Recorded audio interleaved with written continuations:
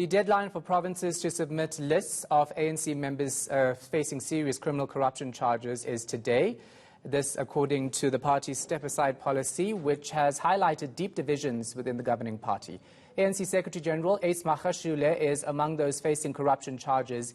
He is yet to meet several senior ANC officials for guidance on the way forward.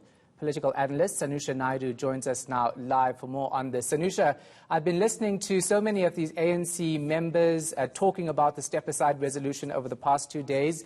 Some are unsure when the deadline actually is. We know the ANC is expected to handle this matter this weekend or next week, but it depends on when they get those lists. Good afternoon, Shahan. Indeed, I think the confusion around the rule, the application of the rule, and importantly, when it will actually take effect, has become seriously undecided. It's been ambivalent, if I could say that. And I think it's challenging as well, because we kind of had an inkling here, Shahan, that this is where we'll end up. That this rule was just going to be there as a kind of appeasement for a period of time, but it's going to be seen as something that's not going to be really actionable at times. We're going to see the can kicked down the road here, and we've already noted this. I think even today, Ace Magashule has given a bit of a reprieve to the former Premier of Northwest Province, who has been said that he attended a meeting or convened a meeting that was in contravention of some of these issues. So I think at the end of the day, we're sitting in a situation where we kind of saw a lot that was supposedly going to happen, but nothing really happened. So can we trust that the ANC will have some finality to this issue by the end of next week at least?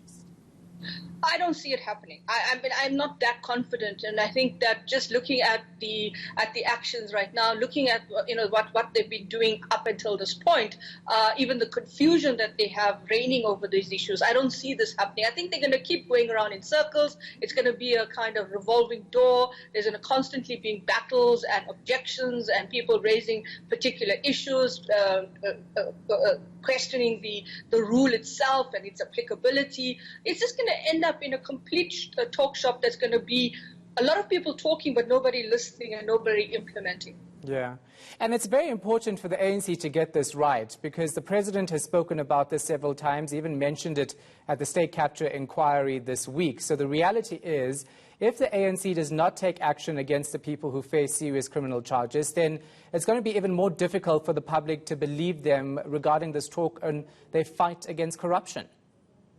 Yeah, I mean, it was right. The President spoke about that. He spoke about cadre deployment, and he said in principle it was an important issue if applied appropriately and in the correct way.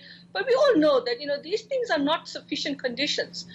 We know that at the end of the day, we're seeing that that these issues are either being caught up in different types of processes, people that are pushing back, but it actually tells me that there's not enough seriousness around what is happening in the party.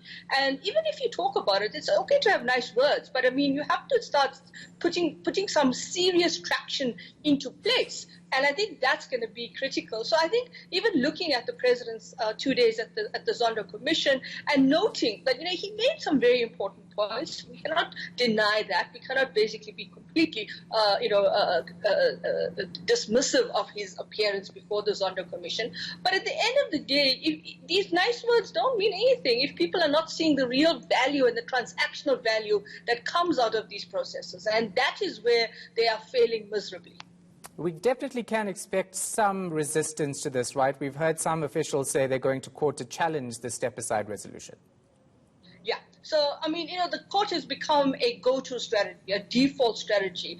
As much as it is an arbiter of our democracy, it's also becoming a kind of arbiter for the processes in the party. So obviously they're going to use all mechanisms at their disposal, all interventions, legal and otherwise, and to use it to push it right to the core, to the fore of where, I don't know, I mean, I'm lost for words now to describe what's happening in the party, because I think we keep tripping over ourselves, saying the same thing also in terms of what's going on in the party. But this is it. This is basically I think non-negotiable spaces around this rule, and using the legal route will be just one of those mechanisms to do so.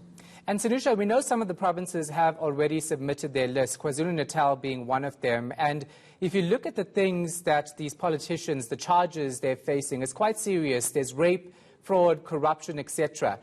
If the public gets a hold of the list of charges that these politicians face within the ANC, that is also going to taint the party's image, isn't it? Much so. I think, the point we are at, Shahan, is that the party's image cannot be any more tainted than it is. It's completely in a complete spiral. I mean, I don't think we can even start using, we're running out of descriptive words to describe how tainted it is. But, for the electorate, for people on the ground who get hold of those lists, are going to be critical. And we must remember this is not a new issue about who gets onto the party list and who are these individuals that have these clouds of allegations and charges that hang over their head. These are issues that have been in the main for a long time with this party. And to a large extent, they've been completely ignored because we've looked at vested interests and political interests and power struggles and factional battles as being more overpowering than actually listening to people in communities about what these individuals are doing. So obviously it's going to be explosive, but I think we know how explosive it has been because we've been talking about it for such a long time.